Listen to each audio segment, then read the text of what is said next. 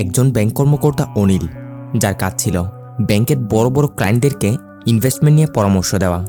মা, বাবা, বন্ধু বান্ধব আর গার্লফ্রেন্ড মধু সব মিলিয়ে অনিলের জীবন বেশ হাসি খুশিতে পার হচ্ছে। কিন্তু মুহূর্তের মধ্যে তার এই হাসি মাখা জীবন উলটপালট হয়ে যায় যখন সে তার বড় একটা ক্লায়েন্ট রূপাকে তার বাসায় ইনভেস্টমেন্ট নিয়ে পরামর্শ দিতে যায়। কারণ রূপার মার্ডার হয়ে গেছিল, তাও আবার অনিলের উপস্থিতিতেই। সাক্ষী প্রমাণ সবকিছু অনিলের বিরুদ্ধে, তবে তার কথা সে কোনো মার্ডার করেনি। শুরু হয়ে যায় কোর্টে সত্য মিথ্যার রহস্য প্রমাণের লড়াই। যে রহস্যের আসল মাস্টার মাইন্ডকে কে আড়ালে বসে কার সাথে গেম খেলছে তা শেষ পর্যন্ত বুঝতে পারবেন না। বলছি 2024 সালের Kannada courtroom suspense thriller movie the judgement এর কথা। কর্ণাটকের একটা শহর। ক্যামেরা অনিল নামের এই ছেলেটাকে দেখিয়ে একটা বারে নিয়ে আসে। আজ মূলত অনিলের বন্ধু মরিসের জন্মদিন, তাই সে এখানে বারে একটা ছোটখাটো পার্টি দিচ্ছে। এখানে অনিল ছাড়া তার আরও 3 বন্ধু ছিল, মরিস, গৌরব, অতুল। তো পার্টি এনজয় করতে করতে অনিল তার গার্লফ্রেন্ডের সাথে ভিডিও কলে কথা বলছিল। মেয়েটির নাম হচ্ছে মধু। অনিল তার বন্ধুদের সাথেও মধুর হাই হ্যালো করিয়ে দেয়। মধু তাদের বলে, ও আচ্ছা, তাহলে সব বান্ধবী এখন এক জায়গায় হয়েছ। দেখি আবার বেশি লাল পানি টাল পানি টানিও না যেন। ড্রাইভিং করে সেফলি বাসায় তো যেতে হবে, তাই না? অনিল বলে, আরে ওরকম কোনো বিষয় না, এটা বলো তুমি দেশে কবে ফিরছ? মূলত মধু বাইরের দেশে থেকে পড়ালেখা করছে বলে আপাতত এখনও ফাইনাল এক্সামটা বাকি আছে, তাই আসতে পারবো না, আরও কিছু মাস অপেক্ষা করতেই হবে। এসব কথাবার্তা বলে তারা কল রাখে। এরপর আবারও যে কাজের জন্য এসেছিল, অর্থাৎ পার্টি এনজয় করা, ওটা নিয়ে বিজি হয়ে যায়। বেশ জমিয়ে সবাই নাচাকানা করে এনজয় করছে। আর এভাবে অনেকক্ষণ ধরে এনজয় করার পর অনিল তার মতো করে বেরিয়ে পড়ে। আর সিনও হয় ওইখানে কাট। যার পরে সিনে আমরা একই শহরে একটা পুলিশ স্টেশন দেখতে পাই।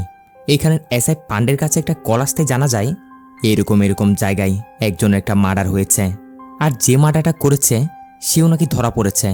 ব্যাস, তারপর কি আর, পান্ডে তার পুরো টিম নিয়ে সাথে সাথে বেরিয়ে পড়ে। আর একটু পরে তার ঘটনাস্থলে এসে উপস্থিত হয়। মূলত এই বিশাল অ্যাপার্টমেন্টের একটা রুমে একটা মেয়ের মার্ডার হয়েছে। তার লাশ বিছানার উপর এমন অবস্থায় পড়ে আছে। এসব কিছু দেখার পর পান্ডেরা নিচে গেলে দেখা যায় এখানে অনিলকে ধরে রাখা হয়েছে। কারণ বলা হচ্ছে সেই নাকি মার্ডারটা করেছে। তার কাপড় চোপড়েও রক্ত লেগেছিল। ব্যাস, অনিলকে গ্রেপ্তার করে নিয়ে যাওয়া হয়। আর অফকোর্স মিডিয়ারা এসে নানা রকমের প্রশ্ন করছে যে অনিল মেয়েটিকে কেন মারল, কি সম্পর্ক তাদের মধ্যে, এসব আর কি। তবে অনিল এদিকে বলে যাচ্ছে সে নাকি কোনো মার্ডার করেনি, এসবে তার কোনো হাত নেই, সে কিছু জানে না। এদিকে মিডিয়ার মধ্যে তো তুলপাড়, কারণ যে মেয়েটার মার্ডার হয়েছে এ যেন তেন কেউ না, শহরের নাম করা এক সোশ্যাল ওয়ার্কার, এরই সাথে শহরের নাম্বার 1 এনজিও এর একজন কর্মকর্তাও।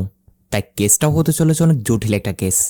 এদিকে পুলিশ স্টেশনে খবর পেয়ে অনিলের মা বাবা তারা সবাই ছুটে আসে। অনিল কান্না করে করে বলে যাচ্ছে, বিশ্বাস করো বাবা, এসব আমি কিছু জানি না, আমি কোনো মার্ডার করিনি, কেউ আমাকে ফাঁসাচ্ছে। অনিলের বাবারও তার উপর পুরোপুরি বিশ্বাস। অনিলকে সান্ত্বনা দেয় যে বেটা তুই চিন্তা করিস না, আমরা জানি তুই এমনটা করতে পারিস না, তোকে জলদি আমরা ছাড়িয়ে নিব। এখান থেকে সিন শিফট হয়ে যায় কুরেশি নামের এই পলিটিশিয়ানটার উপর, যে কিনা এই মার্ডার কেসটাকে কাজে লাগিয়ে সে নিজে জনগণের মাঝে চর্চায় আসার প্ল্যান বানাচ্ছে। তার লোকদেরকে বলে দেয় তোমরা সবাই আন্দোলন শুরু করে দাও, এমনভাবে আন্দোলন করো যেন রূপার মার্ডার কেসে যে ধরা পড়েছে তার যেন খুব শীঘ্রই কঠিন থেকে কঠিন শাস্তি হয়। প্রয়োজন হলে সাথে সিএম এবং তার সরকারকেও টার্গেট করো, তাদেরকে ওইসবের মধ্যে ঢুকিয়ে দাও যেন এই কেসের আসামি কোনোভাবে ছাড়া না পায়। অর্থাৎ এই কুরেশির প্ল্যান তো কি বুঝতে পারছেন, একদিকে তার অপোজিশন পার্টির সরকারকে টার্গেট করছে, এরই সাথে সেও মিডিয়ার মধ্যে চর্চায় থাকবে, এটাই আর কি। তো এখানে কুরেশির লোকগুলো কথা মতো আন্দোলনে মেতে উঠেছে। আর ওইদিকে আমরা সিএমকে দেখি, যাকে কিনা তার অ্যাসিস্ট্যান্ট এসে সবকিছু খুলে বলে যে স্যার এমন এমন কাণ্ড, আর এই কাণ্ডের পুরোপুরি সুযোগ নিচ্ছে অপোজিশন পার্টির কুরেশি। শুনে সিএম বলে এরকম হলে তো চলবে না, জনগণের আমাদের উপর থেকে ভরসা উঠে যাবে, কিছু একটা করতে হবে। এক কাজ করো, শহরের নাম করা নাম্বার 1 লয়ার গোবিন্দকে কল লাগাও, সেই সরকারি পক্ষের হয়ে কেসটা লড়বে আর ওই মার্ডারকে জলদি শাস্তি পাওয়াবে। বলতে না বলতেই সিন চলে যায় সেই নাম করা লয়ার গোবিন্দের উপর। এটাই হচ্ছে গোবিন্দ আর সাথে তার ফ্যামিলি। তারা কোন একটা মন্দিরে গিয়ে পুজো করছিল। এর একটু পর গোবিন্দ তার মোবাইল চেক করলে বুঝতে পারে মিনিস্টার অফিস থেকে তাকে ডেকে পাঠানো হয়েছে, অর্থাৎ ওই কেসটার ব্যাপারেই। যাই হোক, পরের সিনে এদিকে সিএম একটা প্রেস মিটে মিডিয়ার লোকেরা নানা রকমের প্রশ্ন জিজ্ঞাসা করতে গিয়ে তারা রূপা মার্ডার কেসের বিষয়টাও সেখানে তুলে। তাই সিএমও জানায় এই ঘটনার যথাযথ তদন্ত এখনও চলছে, জলদি সবকিছু সবার সামনে খোলাসা করা হবে। ওইদিকে অপোজিশন পার্টির কুরেশি আর তার পার্টনার মূর্তি এসবের মধ্যে সিএমকে ফাঁসিয়ে দিতে পেরে অনেক হ্যাপি। অন্যদিকে আমরা দেখি অনিলের মা বাবা ভার্গাবি নামের এই লয়ার ম্যাডামের কাছে এসেছে কুটে অনিলের কেসটা লড়ার জন্য। তারা ভার্গাবিকে সবকিছু জানায় যে তাদের ছেলে এমন অপরাধ জীবনও করতে পারে না, দয়া করে আপনি কেসটা লড়ে আমার ছেলেকে বাঁচিয়ে দিন। ভার্গাবি বলে, দেখুন, যেমন তেমনভাবে কেস তো নিয়ে নিতে পারবো না, কিছু নিয়ম আছে। প্রথমত আমি কেসটা ভালো করে স্টাডি করব, তারপরে যদি ঠিক মনে হয় তাহলে আমি রাজি আছি। অন্যদিকে লয়ার গোবিন্দ তার মতো করে কেসটা নিয়ে স্টাডি করতে শুরু করে দিয়েছে। গোবিন্দ তার এক সহকারীকে বলছে, কেসটা আমার উপর দেওয়া হয়েছে তো ঠিক, কিন্তু দেখলাম তেমন কোনো উপযুক্ত প্রমাণ এখনও আমাদের হাতে নেই। এমন একটা মার্ডারকে আমাদের প্রুফ করতে হবে যেটা সরাসরি কোনো আই উইটনেসও নেই, বা ছেলেটার মার্ডারের মোটিভ কী রহস্য সেই ব্যাপারেও এখনও কেউই যায় না। তবে আমাদের অনেক হুঁশিয়ার এসব হ্যান্ডেল করতে হবে। আমাদের ছোট্ট একটা ভুলও কিলারকে জেল থেকে বের হওয়ার রাস্তা বের করে দিতে পারে। অর্থাৎ এখানে পরিষ্কার বোঝা যাচ্ছে গোবিন্দ অনিলের বিরুদ্ধেই তার অপোজিট হয়ে কেসটা লড়বে। পরবর্তী দিন লয়ার গোবিন্দ এবং লয়ার ভার্গাবির মুখোমুখি হয়। ভার্গাবি সব কিছু দেখার পর অনিলের হয়ে কেসটা লড়তে রাজি হয়েছে। আর এইখান থেকেই শুরু হয় কোর্টে এই সত্যতা প্রমাণ করার লড়াই। শুরু হয় কেসের প্রথম শুনানি। প্রথমতে গোবিন্দ তার বক্তব্য জাজের সামনে রাখে, বলে আইনের বিরুদ্ধে গিয়ে যে কাজটা করা হয় সেটাই হচ্ছে ক্রাইম, আর যে কাজটা করে সে হচ্ছে অপরাধী। এখানে তো পরিষ্কারই সব কিছু বোঝা যাচ্ছে ইউরোনার। এই অনিল রূপার ফ্ল্যাটে গিয়েছিল, তার সাথে খারাপ কিছু করার চেষ্টা করেছে, এরপর তার মার্ডার করেছে। পুলিশ এবং সবার বক্তব্য এটাই, তাই আমারও এটাই বলার। লয়ার ভার্গাবি বলে, কোর্ট এরকম কারো কথার উপর ভরসা করে চলে না, যথাযথ প্রমাণ দেখেই কাউকে দোষী বলতে হবে। যেই হোক না কেন, জলাজ্যান্ত একটা মার্ডার করতে তার তিনটা জিনিসের প্রয়োজন হবেই। এক, নির্দিষ্ট কোনো কারণ, দ্বিতীয়ত কোনো লক্ষ্য, তৃতীয়ত জরুরত। কিন্তু আমার ক্লায়েন্ট অনিলের ক্ষেত্রে তেমন কিছুই নেই। না আছে সে ভিকটিম রূপার সাথে আগাম কোনো পরিচয়, না আছে কোনো শত্রুতা। তাহলে সে এরকমটা করবে বা কেন? আমার ক্লায়েন্ট অনিল জাস্ট দুর্ভাগ্যবশতই এমন টাইমে ওই জায়গায় পৌঁছে গেছে যার ফলে আরেকজনের করা ক্রাইমে সে নিজে ফেসে গেল। বেশ, আমার কথা এইটাই। এবার অনিলের কাছ থেকে জিজ্ঞাসা করা হয় যে সে ওইখানে রূপার ফ্ল্যাটে কী উদ্দেশ্য বা কী কারণে গেছিল। অনিলও বলতে শুরু করে সে বর্তমানে এরকম একটা ব্যাংকে কাজ করে। তার কাজের ধরন ছিল কিছুটা এরকম। ব্যাংকের কিছু বড় বড় ক্লায়েন্ট থাকে, তাদের টাকা কোথায় কিভাবে কোন সময় ইনভেস্টমেন্ট করবে, কিভাবে টাকাগুলো কোথায় লাগালে তার লাভ হবে সেই ব্যাপারে পরামর্শ দেওয়া, যেমন রিয়েল এস্টেট, মিউচুয়াল ফান্ড, এরকমের আর কি। ভার্গাবি বলে, এক্স্যাক্টলি 16 এপ্রিল, অর্থাৎ ঘটনার দিন রাতে কি হয়েছিল সেটা বলো। অনিলও বলে, ওই দিন রাতে আমার বন্ধুর জন্মদিন পার্টি সেলিব্রেট করার পর আমি সোজা আমার ক্লায়েন্ট রূপার বাসায় চলে যাই। রূপা আমায় কল করে ডেকেছিল, সে নাকি তার টাকা ইনভেস্টমেন্ট নিয়ে ডিসকাস করতে চায়। রূপাও ছিল আমার জন্য অনেক বড়সড় একটা ক্লায়েন্ট, তাই তার সাথে বড় একটা ডিল হবে ভেবেই আমিও সাথে সাথে তাদের অ্যাপার্টমেন্টে গিয়ে হাজির। তখন রাত 8:30টার আশপাশ এরকমের হবে আর কি। অ্যাপার্টমেন্টের গেটের ওয়াচম্যান আমায় দাঁড় করায়, কারণ বাইরের লোকের এন্ট্রি হবে না, এন্ট্রির খাতায়ও আমার নাম নেই। তারপর কোনো উপায় না দেখে আমি আমার ক্লায়েন্ট রূপাকে কল করে ওয়াচম্যানের সাথে কথা বলিয়ে দিই। রূপা তখন ওয়াচম্যানকে আমার ব্যাপারে বলে যে সে ডেকেছে, তাই ওয়াচম্যানও আমায় ভিতরে যেতে দেয়। এরপর রূপার ফ্ল্যাটে যাই, তার সাথে দেখা করি, দুজন সোফায় বসে ইনভেস্টমেন্টের ব্যাপারে কিছুক্ষণ ডিসকাস করি। একে একে তাকে ডিটেলস আমি সব কিছু দেখাই। যদিও ইনভেস্টমেন্টের অনেক অপশন ছিল, কিন্তু রূপা চাইছিল কোনো প্রপার্টির উপর ইনভেস্ট করবে, তাই আমিও তাকে ওই অনুযায়ী অপশন দেখাতে শুরু করি, যার মধ্যে একটা প্রপার্টি তার পছন্দ হয়ে যায়।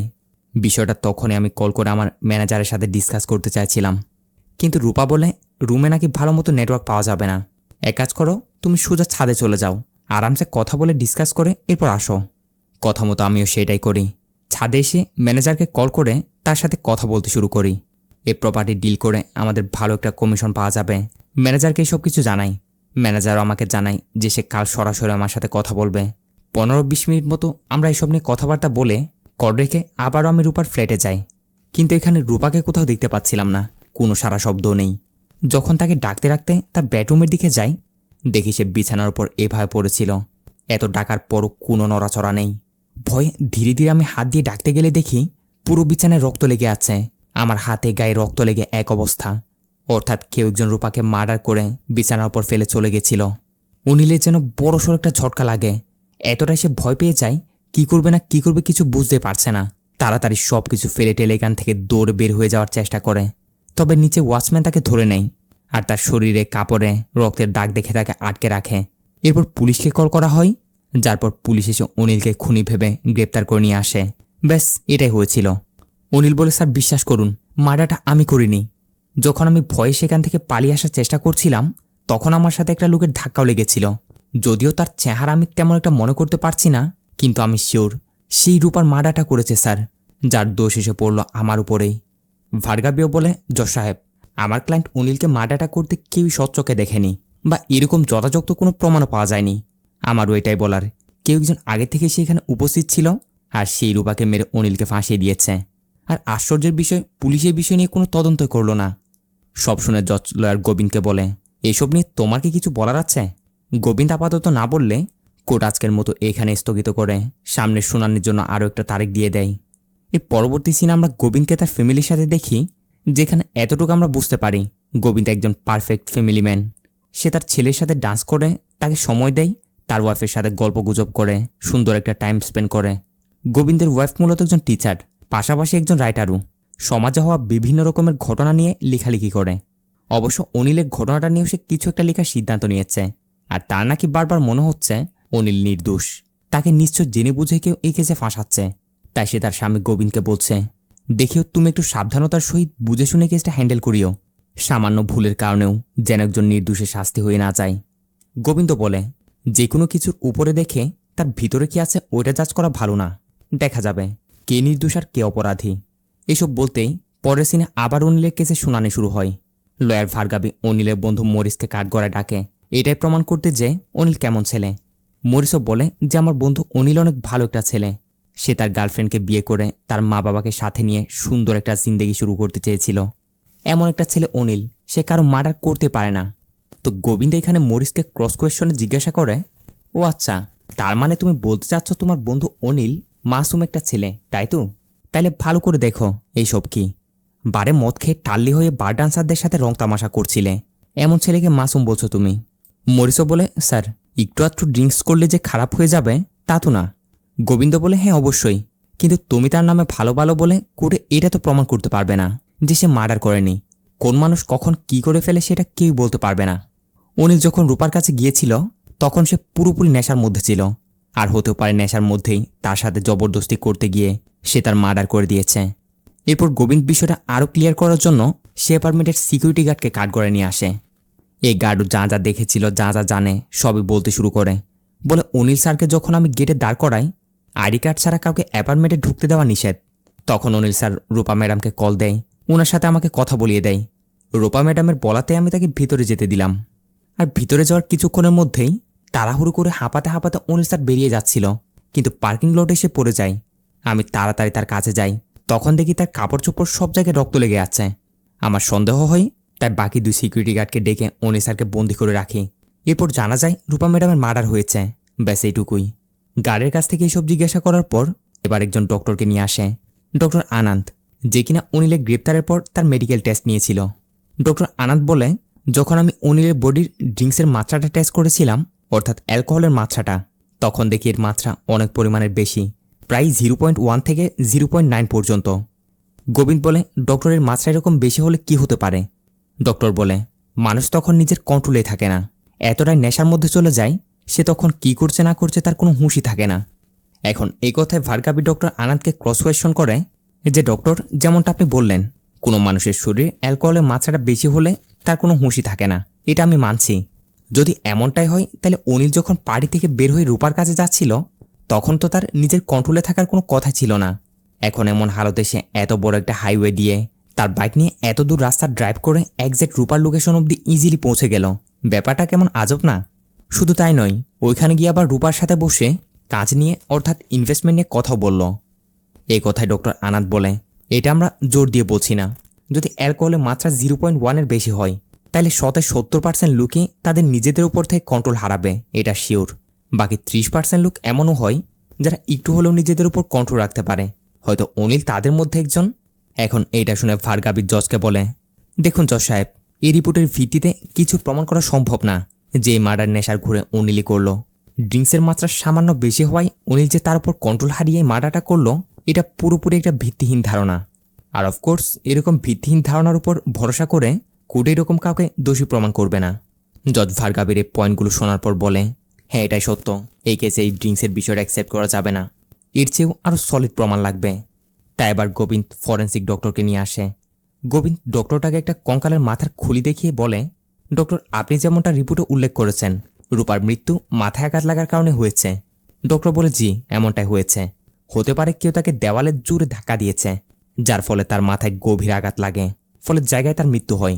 গোবিন্দ বলে, জজ সাহেব, মানলাম বার থেকে রূপার ফ্ল্যাটে আসার সময় অনিল তেমন একটা নেশার মধ্যে ছিল না, কিন্তু রূপার ফ্ল্যাটে যাওয়ার পর তার সাথে বসে সোফায় সে ড্রিঙ্কস করেছিল।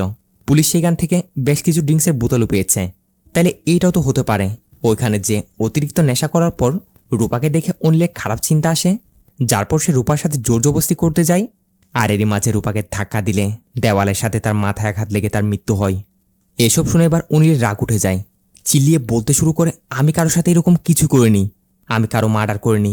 যদি তোমরা মার্ডারের আসল রহস্য বের করতে না পারো, অন্তত দয়া করে আরেকজন নির্দোষকে নিয়ে এরকম মিথ্যা কাহিনী বানিও না। যজনকে চুপ করায় যে তুমি কুড়ে এরকম কিছু বলতে পারবে না, যখন তোমায় বলার সুযোগ দেওয়া হবে তখনই বলতে পারবে, ততক্ষণ চুপচাপ থাকো। ভার্গাবি এবার সে ফরেন্সিক ডক্টরটাকে জিজ্ঞাসা করে যে, ডক্টর, দেখি এটা বলুন তো, রূপার মাথায় আঘাত লাগার সাথে সাথে কি তার মৃত্যু হয়ে গেছিল? ডক্টর বলে, পোস্টমর্টম রিপোর্ট অনুযায়ী আঘাত লাগার সাথে সাথে তার মৃত্যু হয়নি, এর প্রায় 10 থেকে 15 মিনিট পরে তার মৃত্যু হয়েছে। ভার্গাবি বলে, অনিল যখন রূপার সাথে ইনভেস্টমেন্টের কথা বলার পর তার ম্যানেজারের সাথে কথা বলার জন্য ছাদে যায়, তখন অফকোর্স এসবে তার 15 থেকে 20 মিনিট ইজিলি লেগেছিল, এটা শিওর। সাথে পুলিশদের ইনভেস্টিগেশন অনুযায়ী এই ঘটনা ঘটে 9টা থেকে 10টার ভিতর। তাইলে অনিল যখন ছাদে গিয়ে ম্যানেজারের সাথে কথা বলছিল, এরই মাঝে রূপার ফ্ল্যাটে অন্য কেউ ঢুকেছিল হবে, যেই কিনা রূপার মার্ডারটা করে সেখান থেকে পালায়। ডক্টরটাও বলে, হ্যাঁ, এমনটা হতে পারে। তো এসব নিয়েই লয়ার ভার্গাবি এবং লয়ার গোবিন্দের মধ্যে লড়াই চলছে। কেসটাও যত তত জটিলের দিকে যাচ্ছে। তাই কোর্টও আজকের মতো এখানেই শেষ করে তাদের পরবর্তী শুনানির জন্য আরও একটা তারিখ দিয়ে দেয়। পরের সিনে আমরা অনিলের বাবাকে দেখতে পাই, যে কিনা অনিলের সাথে কাটানো পুরনো স্মৃতিগুলো নিয়ে ভেবে মন খারাপ করছে। তখনই অনিলের বাবার কাছে অনিলের গার্লফ্রেন্ড মধুর কল আসে। মধুর কানে অবশ্য ঘটনাটা গিয়ে পৌঁছেছে। এখন কোর্টে কি কি হচ্ছে না হচ্ছে মধু এইসবে জিজ্ঞাসা করছিল। বলছিল, আমি কি চলে আসবো আঙ্কেল? অনিলের বাবা বলে, না না বেটি, লয়ার ভার্গাবি ম্যাডাম অনেক ভালো করে কেসটা নিয়ে লড়ছে, চিন্তার বিষয় নেই, তুমি মন দিয়ে তোমার এক্সাম কমপ্লিট করো। যাই হোক, পরের দিন আবারও কোর্টের কার্যক্রম শুরু হয়। এবার গোবিন্দ ইন্সপেক্টর পান্ডেকে কাঠগড়ে ডাকে, জিজ্ঞাসা করে, আপনারা কি ঘটনাস্থল থেকে ওই দিন সেখানে অন্য কারো উপস্থিতির কোনো আলামত পেয়েছেন? অর্থাৎ অনিল ছাড়া যে সেখানে অন্য কেউ ছিল এরকম কিছু? পান্ডে বলে, না স্যার, আমরা সিসিটিভি ফুটেজও ভালো করে চেক করেছি, আশেপাশের লোকদের থেকেও জিজ্ঞাসা করেছি, কিন্তু আমরা অন্য কোনো দ্বিতীয় লোকের ব্যাপারে কিছু জানতে পারিনি। গোবিন্দের কথা, তার মানে অনিল পুরোপুরি মিথ্যা বলছে। সে তো বলছে সেখানে অন্য কেউ ছিল, এটা তার বানোয়াট একটা কথা। অনিলকে জিজ্ঞাসা করা হয়, রূপা তোমার সাথে কত টাকার ইনভেস্টমেন্ট নিয়ে কথা বলছিল? অনিল বলে, কমসে কম 50 লাখ টাকা তো হবেই। যে প্রপার্টিটা তার পছন্দ হয়েছিল সেটা 50 লাখ টাকারই প্রপার্টি ছিল। এটা শুনে গোবিন্দ বলে, তুমি মিথ্যা বলছ। আমরা রূপার ব্যাঙ্ক অ্যাকাউন্ট চেক করে দেখলাম, তার অ্যাকাউন্টে লাখ টাকা তো দূরে থাক, মাত্র 18,000 টাকা পড়ে আছে। আর এই টাকা দিয়ে সে কি এত বড় প্রপার্টি কিনতে যাচ্ছিল? অনিল বলে, তা তো আমি বলতে পারবো না, তবে উনি আমার সাথে বড়সড় ইনভেস্টমেন্ট নিয়ে প্ল্যান করছিলেন। এবার অবশ্য গোবিন্দ রেগে যায়, বলে, এসব মিথ্যা বলে এবার বন্ধ করো, এটা স্বীকার করে নাও যে তুমি রূপার মার্ডার করেছ। এটা দেখে ভার্গাবিও রেগে যায় যে তার ক্লায়েন্টের উপর উল্টাপাল্টা প্রেশার দেওয়া হচ্ছে। আর এসব নিয়ে তর্কাতর্কি শুরু হলে কোর্টের মধ্যেও একটা হৈহুল্লো শুরু হয়ে গেছে। জজ সবাইকে শান্ত করে এরপর দুই লয়ারকে ভিতরে রেখে বকে দেয় যে পরের বার যদি কোর্টে এমন হৈহুল্লোড় করে তর্ক করেছে তাহলে দুজনকেও শাস্তি পেতে হবে। দুজনে জজকে সরি টরি বলে বিষয়টা ওইখানে সামাল দেয়। এরপর কাঠগড়ায় অনিলের আরেক বন্ধু অতুল নামের এই ছেলেটাকে ডাকা হয়, কারণ ওই দিন অনিল রূপার মার্ডারের ব্যাপারে জানার পর কি করবে না কি করবে বুঝতে না পেরে তখন অতুলকে কল করেছিল। তখন অতুলকে কল করে সে বলেছিল যে এখানে এরকম এরকম একটা মার্ডার হয়ে গেছে, আমি বুঝতে পারছি না এখন কি করব। তখন অতুল অনিলকে বলেছিল, তুমি আগে তাড়াতাড়ি সেখান থেকে বের হও। এখানে গোবিন্দ অতুলকে কিছু প্রশ্ন করে তাকে ভয় দেখিয়ে সত্যিটা বের করার চেষ্টা করছে। বলছে, যদি তুমি একটা মিথ্যা বলেছ তাহলে তুমি এসবের মধ্যে পুরোপুরি ফাঁসবে। সত্যি করে বলো, অনিল কলে তোমায় কি বলেছিল ওই দিন? তুমি তো তখন পার্টিতে ছিলে, গানের আওয়াজের কারণে আদৌ কি কিছু শুনতে পেয়েছিলে? অতুল বলে, জি স্যার, আমি পার্টিতে ছিলাম আর সেখানে হই হুল্লোড় ছিল, এটা সত্যি, কিন্তু সে কলে এটাই বলছিল যে কারো মার্ডার হয়েছে। গোবিন্দ বলে, না, তুমি নিশ্চয়ই এটাই শুনেছিলে। অনিল নিশ্চয়ই তোমাকে বলেছিল যে আমি কারো মার্ডার করে ফেলেছি, এখন কি করব? অনিল ওই দিন তোমাকে এ কথাই বলেছে হবে, যার জন্য তুমি তাকে তাড়াতাড়ি সেখান থেকে বেরিয়ে যেতে বলেছিলে। কারণ যদি এমনটা না হতো তাহলে তুমি তাকে পুলিশকে রাখতে না বলে পালানোর পরামর্শ কেন দিলে? গোবিন্দের কথা শুনে অতুল নিজে এখানে কনফিউজড হয়ে যায়। আদৌ অনিল তাকে কলে কি বলেছিল? বলে হতেও পারে স্যার, আমি ভুল শুনেছি হবে। তাই অতুলের কথা এখানে প্রমাণ হিসেবে করে নেওয়া হয় না, কারণ সে তো নিজে কনফিউজড। তবে তার কথা শুনে অনিলের মন খারাপ হয়ে যায়, কারণ সে লাস্ট কথাটা বলায় কেস অন্যদিকে ঘুরে যেতে পারে। যাই হোক, এরপর এই কেসের উপর আরও ভালো করে স্টাডি করার জন্য আরও 2 দিনের সময় দেওয়া হয়। এরপরে ফাইনাল ডিসিশন শোনানো হবে। সিনও শিফট হয় 2 দিন পর। আজকে ফাইনাল শুনানি। জজ সাহেবও বলে সব প্রমাণাদি আর সব সাক্ষীর কথা মাথায় রেখে আদালত এই সিদ্ধান্তটায় পৌঁছেছে, যদিও অনিল যে মার্ডার করেছে তার কোনো যথাযথ প্রমাণ তো পাওয়া যায়নি, কিন্তু আসল খুনিকে সে রহস্যটাও সমাধান হয়নি। তাই যেহেতু ঘটনার সময় ক্রাইম লোকেশনে অনিলেরই উপস্থিতি ছিল, তাই তাকেই অপরাধী হিসেবে গণ্য করা হবে। কারণ অনিলের লয়ারও এমন কিছু প্রমাণ করতে পারেনি যা থেকে পরিষ্কার হবে অনিল যে খুনটা করেনি। তাই আদালত সব কিছুর উপর নজর রেখে অনিলকে 10 বছরের জন্য সাজা শোনাচ্ছে। এখন এইটা শুনে অনিল তো পুরোপুরি ভেঙে যায়। চিল্লিয়ে বলতে থাকে যে আমি কোনো মার্ডার করিনি, আপনাদের সবারই ভুল হচ্ছে। কিন্তু এত কিছু বলার পরও কেউই অনিলের কথা শুনতে রাজি না। অনিলের মা বাবাও অনিলের জন্য অনেক কান্না করছে। বেচারা অনিলকে জেলে ধরে নিয়ে যাওয়া হয়। লয়ার গোবিন্দ অবশ্য অনেক হ্যাপি অনিলের মতো একজন ক্রিমিনালকে শাস্তি পাওয়াতে পেরে। কিন্তু এখানে কাহিনীতে চলে আসে এখন নতুন একটা মোড়। গোবিন্দের অফিসে গোবিন্দের সাথে দেখা করার জন্য এই লোকটা ছুটে আসে, যে কিনা এসে গোবিন্দের পায়ে পড়ে যায়। কয়েক বছর আগেই গোবিন্দ নাকি লোকটা একটা কেস লড়েছিল। লোকটা গোবিন্দকে বলছে, আমার মেয়ে আমার স্বপ্নে এসে আমাকে বাঁচতে দিচ্ছে না, আমি যে পাপটা করেছি সেই পাপ আমাকে কুড়ে কুড়ে খাচ্ছে। গোবিন্দ বলে, তুমি কি বলছো? আমি কিছু বুঝতে পারছি না, কি হয়েছে কি? লোকটা গোবিন্দকে বলে, আজ থেকে 2 বছর আগে আপনি আমার একটা কেস লড়েছিলেন। আমার মেয়ে প্রকাশ নামে একটা ছেলের সাথে বিয়ে হয়েছিল। আমি তাদের দুজনের সম্পর্ক নিয়ে রাজি ছিলাম না, তাই তারা পালিয়ে গিয়ে বিয়ে করেছিল। এরপর আমি আমার মেয়েকে হর্ণ হয়ে খুঁজে বের করে তার বাসায় তার সাথে গিয়ে দেখা করতে যাই। তাকে আমি বারবার বলেছিলাম যে তুমি আমার সাথে চলে আসো, আমি তোমার বিয়ে এর চেয়েও ভালো পাত্রের সাথে করাবো। কিন্তু সে কিছুতে আমার কথা শুনতে রাজি না, যার কারণে ওই দিন আমার এত পরিমাণে রাগ উঠে যায়, আমি নিজের হাতে আমার মেয়েকে হত্যা করি আর সব দোষ চাপিয়ে দিই তার সেই বয়ফ্রেন্ড প্রকাশের উপর। এরপর সব কিছু প্ল্যানিং মতো সাজিয়ে আমি তোমার সাথে এসে দেখা করি আমার মেয়ের কেসটা নিয়ে লড়ার জন্য। আর তুমিও আমার উপর বিশ্বাস করে কেসটা লড়ে সে প্রকাশকে শাস্তি দিয়েছিলে, যে প্রকাশ কিনা নির্দোষ একটা ছেলে ছিল। যে পাপ আমি আমার মেয়ের সাথে করেছি সে পাপ আমায় কিছুতে বাঁচতে দিচ্ছে না। এখন এইসব কিছু শোনার পর গোবিন্দের লোকটার উপর প্রচণ্ড রাগ উঠে যায়। ধরে সে লোকটাকে মারধর করতে শুরু করে, মেরে অনেক বকাটকা দিয়ে এখান থেকে তাড়িয়ে দেয়। এই ঘটনায় গোবিন্দ এখন বুঝতে পারছে সব সময় যেটা দেখা যায় সেটা সত্যি নাও হতে পারে, এর পিছনে অন্য গল্পও থাকতে পারে।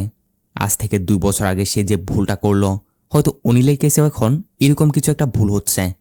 এই সব কিছু এসে গোবিন্দ তার ওয়াইফের সাথেও শেয়ার করে।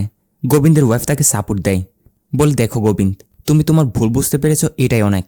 এখন সব রাগ অভিমান ইগো এক সাইডে রেখে ঠান্ডা মাথায় সব কিছু ভাবনা চিন্তা করে অনিলের কেসটা আবারও রিওপেন করো। এটাই খেয়াল রেখো যেন একজন নির্দোষের শাস্তি না হয়, আসল কালপিটকে তাকে খুঁজে বের করো। অন্যদিকে আমরা জেলে দেখি অনিলের গার্লফ্রেন্ড মধু দেশে চলে এসেছে। অনিলের যে সাজা হয়েছে এটা শোনার পর এসে জেলে অনিলের সাথে দেখা করে। অনিল মধুকে দেখে তাকে জড়িয়ে ধরে, এরপর মন খারাপ করে বলে, মধু, তোমার আমাকে ভুলে যাওয়া উচিত, আমার জন্য শুধু শুধু তুমি তোমার জীবন নষ্ট করো না।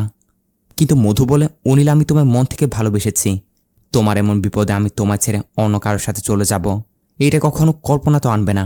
আমি তোমার জন্য 10 বছর কেন, সারা জিন্দেগি অপেক্ষা করব। এইসব বলে টলে মধু চলে যায়। পরের সিনে আমরা গোবিন্দকে দেখি, যে কিনা এখন অনিলের বাসায় গিয়ে তার পরিবারের সাথে দেখা করে। তাদের বলে যে আমার অনেক বড় একটা ভুল হয়ে গেছে, আমি এখন বুঝতে পারছি যে অনিল নির্দোষ। কিন্তু চিন্তা করবেন না, আসল রহস্যকে সেটা আমি খুঁজে বের করে অনিলকে বাঁচাবই। এরকম একটা আশ্বাস দিয়ে গোবিন্দ সেখান থেকে চলে আসে। এখান থেকে গোবিন্দ সুদা জেলে যায় অনিলের সাথে দেখা করতে, কিন্তু অনিল তার উপর প্রচণ্ড রেগে আছে, বলে তুমি একজন নির্দোষকে দোষী বানিয়েছ, দেখে নিও এর পরিণাম তোমায় ভোগ করতেই হবে। গোবিন্দ বলে, আমি মানছি আমার ভুল হয়েছে, তবে আমি তোমার বাইরে বের করবই, নির্দোষ প্রমাণিত করবই। এখান থেকে অন্যদিকে আমরা মুভির শুরুর দিকের ওই পলিটিশিয়ান কুরেশি এবং ম্যাথিউকে দেখতে পাই। দুজন রূপা মার্ডার কেসটা নিয়ে কথা বলছে। ম্যাথিউ বলছে, ভেবেছিলাম সব ঝামেলা মাথার উপর থেকে নেমেছে, কিন্তু এই লয়ার গোবিন্দ সে আবারও কেসটা রিওপেন করতে চলেছে। যদি ওই রাতের রহস্যের ব্যাপারে জেনে যায় তাহলে অনেক বড় সমস্যা হয়ে যাবে, তাই আমাদের কিছু একটা করা উচিত। কুরেশি বলে, চিন্তা করো না, আমি কিছু একটা করছি। এখন কুরেশিরা কেন যায় না কেসটা এখানে ক্লোজ করার জন্য অনিলকে জেলের ভিতরে শেষ করে দেওয়ার প্ল্যান বানায়। অর্থাৎ তাদের সাথে এই কেসের নিশ্চয় কোনো না কোনো একটা লিঙ্ক তো আছেই। ডিউটিরত কিছু পুলিশদেরকে টাকা খাইয়ে জেলের ভিতর তারা কিছু ভাড়া করা গুন্ডা পাঠিয়ে দেয় অনিলকে শেষ করার জন্য। এদিকে অনিল যখন ঘুমাচ্ছিল, এই লোকগুলো এসে অনিলকে ওভাবে মারতে যাচ্ছিল কি, তখনই অনিল জেগে ওঠে আর উল্টো তাদেরকে ধরে মারতে শুরু করে দেয়। যেমন তেমন করে অনিল এদের সাথে ফাইট করে যায়, বাঁচার চেষ্টা করছে। মেরে ধরে সে গুন্ডাগুলোকে সেখান থেকে ভাগিয়ে তো দেয়, তবে তারা অনিলকে অনেক আহত করে দিয়েছে। অনিলের গায়ে ছুরির আঘাতও লেগেছে, যার পর তাকে তাড়াতাড়ি হসপিটাল নিয়ে যাওয়া হয়। ফলে এই যাত্রায় অনিল কোনোরকম বেঁচে যায়। হসপিটালে অনিলের বাবা মা মধু সবাই এসে তার সাথে দেখা করে। অনিল মধুকে দিয়ে গোবিন্দের কাছে কিছু একটা ইনফরমেশন পাঠায়। মধু এসে গোবিন্দকে সব কিছু বলে। এখানে গোবিন্দ জানতে পারে যদি রূপার অ্যাকাউন্টে অত টাকা ছিল না, তাহলে সে ইনভেস্টমেন্ট করবে বা কেন, কোত্থেকে পেতে এতগুলো টাকা। কোনো সে যে এনজিওতে কাজ করে সেগুলো এনজিওর টাকা নয়তো। মধু বলে, আমি সে এনজিওতে খোঁজ নিতে গেছিলাম, কিন্তু গিয়ে দেখি সেখানে তালা ঝোলানো, যার অর্থ সে এনজিওতে কোনো একটা গড়বড় হচ্ছে। এটা সন্দেহ করে গোবিন্দ সে এনজিওর সাথে যারা যারা জড়িত আছে তাদের সবার একটা লিস্ট বের করে, যেখানে দেখা যায় ওই পলিটিশিয়ান ম্যাথিউ আর কুরেশি, সাথে তাদের সাথে কাজ করা কান্নান নামের আরও একজনের ব্যাপারে গোবিন্দ জানতে পারে। মধুর সাহায্যে তাদের ফটো নিয়ে গিয়ে অনিলকে দেখানো হলে অনিল এদের মধ্যে কান্নান নামের সেই লোকটাকে দেখা মাত্রই বলে ওঠে, হ্যাঁ, একে আমি কোথাও না কোথাও দেখেছি। ওই দিন রাতে আমি তাড়াহুড়ো করে রূপার ফ্ল্যাট থেকে বের হওয়ার সময় এই লোকটার সাথে ধাক্কা খেয়েছিলাম, একেও আমি সেইখানে আশেপাশে দেখেছি। এখন এই কথা জানার পর গোবিন্দ তার লোকদেরকে লাগিয়ে দেয় এই কান্নানের ব্যাপারে খোঁজ করে তাকে বের করতে। কিছুক্ষণের মধ্যে তারা কান্নানকে খুঁজে বের করেও নেয়। ধরে তাকে শুনশান একটা জায়গায় নিয়ে গিয়ে তার হাত পা বেঁধে সামনে ক্যামেরা বসিয়ে তার মুখ দিয়ে সবকিছু স্বীকার করার চেষ্টা চালাচ্ছে। মারধর খেয়ে এক পর্যায়ে কান্নানও মুখ খুলে। এইসব কিছুতে নাকি ওই পলিটিশিয়ান কুরেশি এবং ম্যাথিউরই হাত। কুরেশি, ম্যাথিউ, রূপা, তারা তিনজনে এক গ্রুপের লোক। এই শহরের সবচেয়ে বড় যে এনজিওটা আছে তারা তিনজনে এটার দেখাশোনা করে। সেই এনজিওর মধ্যে প্রায় 300 কোটি টাকার বেশি ফান্ড জমা ছিল। এখন এরা তিনজন মিলে প্ল্যান বানায় সেই টাকাগুলো হাতানোর। আর এই পুরো প্ল্যান লিড করছিল রূপা, যে বাইরে একজন সোশ্যাল ওয়ার্কারের ছদ্মবেশ ধরে থাকে, কিন্তু ভিতরে করছিল অনেক বড় একটা ঘোটালা। একমাত্র রূপাই জানতো টাকাগুলো কোথায়। তবে একটা সমস্যা হয়ে যায়, টাকাগুলোর প্রফিট নিয়ে তাদের মধ্যে একটা ঝামেলা হয়ে যায়। রূপা চাইছিল সবার থেকে বেশি প্রফিট নিবে। এরকম ঝামেলার এক পর্যায়ে রূপা কুরেশি এবং ম্যাথিউকে ভয় দেখাতে শুরু করে যে যদি তার ডিমান্ড মতো সে প্রফিট না পায় তাহলে টাকাগুলো কোথায় আছে সে কাউকে বলবে না, আর একাই সবগুলো হাতিয়ে নিবে। কুরেশিদের এরকম একটা হুমকি দিয়ে সে চলে যায়। কিন্তু এই হুমকি শুনে কুরেশির অনেক রাগ হয় রূপার উপর। তারা সিদ্ধান্ত নেয় রূপার মুখ দিয়ে টাকাগুলোর ব্যাপারে জানার পর তাকে শেষ করে তারা সব টাকাগুলো হাতিয়ে নিবে। ব্যাস, কান্নান আড়াল থেকে এইটুকু জেনেছিল।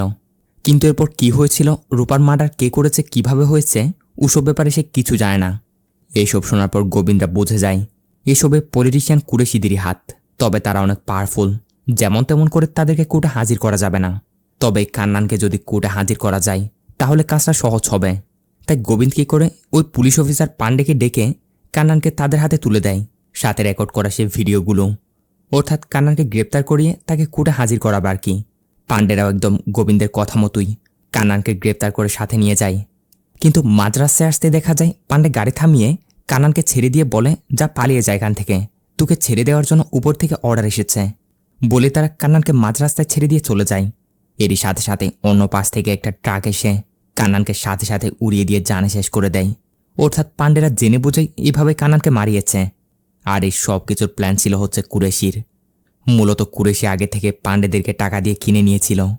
এটা হওয়ার পরপরে আমরা অমরিশ নামের এই লোকটাকে দেখতে পাই, যার কাছে কিনা একটা কল আসার সাথে সাথেই সে থানায় গিয়ে নিজে নিজে স্যারেন্ডার করে যে রূপার মার্ডার নাকি সেই করেছে। অর্থাৎ এটাও কুরেশিদেরই প্ল্যান, যাতে করে তাদের বিষয়টা সামনে না আসে। এখন এই সব কিছু জানার পর গোবিন্দ তার পুরো টিম নিয়ে রেডি। সত্যতা বের করে কুরেশিকে সবার সামনে আনবেই। কেসটা আবারও রিওপেন করে ওই অমরিশ নামের লোকটার উপর মোকদ্দমা চালাতে শুরু করে। গোবিন্দ এই অমরিশকে উল্টাপাল্টা প্রশ্ন করে তাকে কনফিউজ করতে শুরু করে। অন্যদিকে কুরেশিও কেসটা হ্যান্ডেল করতে নামি দামি একটা লয়ারকে হায়ার করেছিল। এর কাজ ছিল যে কোনো মূল্যেই অমরিশকে খুনি প্রমাণিত করে কেসটাকে বেশি দূর যেতে না দেওয়া, এখানে ক্লোজ করা। কারণ কেসটা নিয়ে যত টানাটানি হবে ততই কুরেশিদের পর্দা সবার সামনে চলে আসবে। তো এই লয়ারও প্ল্যান মতো বলে, ইউরোনার যেমনটা খুনি এবার নিজের মুখে সবকিছু স্বীকার করে নিল যে সেই টাকার জন্য রূপার মার্ডারটা করেছে। ব্যাস, এর চেয়ে বেশি কিছু আর কি লাগে। তাকে পর্যাপ্ত পরিমাণ সাজা দিয়ে জেলে বন্দি করে দেওয়া উচিত। কেসটা এখানে ক্লোজ করা উচিত। এই কথায় গোবিন্দ বলে, এই অমরিশকে দেখে তো আমার মনে হচ্ছে না যে এত সাদাসিধে একটা লোক এমন একটা মার্ডার করতে পারে, তাও আবার 300 কোটি টাকার জন্য। এই 300 কোটি টাকার ব্যাপারে কী বা জানবে? আর এনজিওর সেই 300 কোটি টাকার জন্য যদি এই রূপার মার্ডার করে থাকে, তাইলে তাকে এখানে বলতেই হবে সে টাকাগুলো কোথায়। না হয় সে এমন কেসে ফাঁসবে জীবনও আর বাইরের মুখ দেখতে পারবে না। এখন এসব শুনেই অমৃশ অনেক ভয় পেয়ে যায়। তাড়াতাড়ি কবুল করে নেয় যে স্যার আমায় মাফ করে দিন, আমি মিথ্যা বলেছি। 300 কোটি কেন, 3 টাকার ব্যাপারও আমি কিছু জানি না। এবার গোবিন্দ জজের কাছ থেকে স্পেশাল অর্ডার নিয়ে কুরেশিকে কাঠগড়ায় ডাকে। আর কুরেশিকে দেখা মাত্রই অমৃশ বলে ওঠে, স্যার ইনি আমায় টাকা দিয়ে মার্ডারের দোষটা কাঁধে নিতে বলেছেন। কথা দিয়েছিল আমাকে 1-2 বছরের মধ্যেই জলদি ছাড়িয়ে নিবে। এখানে গোবিন্দ আসল সত্য ঘটনা সবার সামনে আনে। ওই দিন রাতে অনিল যখন রূপার সাথে ডিল ফাইনাল করে তার ম্যানেজারের সাথে মোবাইলে কথা বলতে ছাদে যায়, ঠিক ওই মুহূর্তে কুরেশি রূপার ফ্ল্যাটে আসে এনজিওর সে 300 কোটি টাকাগুলো কোথায় সে ব্যাপারে জিজ্ঞাসা করতে। কিন্তু রূপা কিছু বলে না, যা দেখে কুরেশির অনেক রাগ হয়। রাগের মাথায় রূপার সাথে জোর জবরদস্তি করে, তারপর দেওয়ালের সাথে তার মাথা মারতে মারতে তাকে জানে শেষ করে দেয়। তখন কুরেশির সাথে তার লোক কান্নান সে বাইরে দাঁড়িয়েছিল। কুরেশি কান্নানকে বলেছিল রূপার লাশটা গুম করে ফেলতে, কিন্তু কান্নান আসতে সেদিকে উপর থেকে অনির রুমে এসে রূপার লাশটা দেখে নেয়। আর ভয়ে তাড়াহুড়ো করে এখান থেকে বের হতে গিয়ে কান্নানের সাথে তার ধাক্কা লাগে। তখনই সে কান্নানকে একটু করে নোটিস করেছিল। ব্যাস, মূল ঘটনা হয়েছিল এটাই।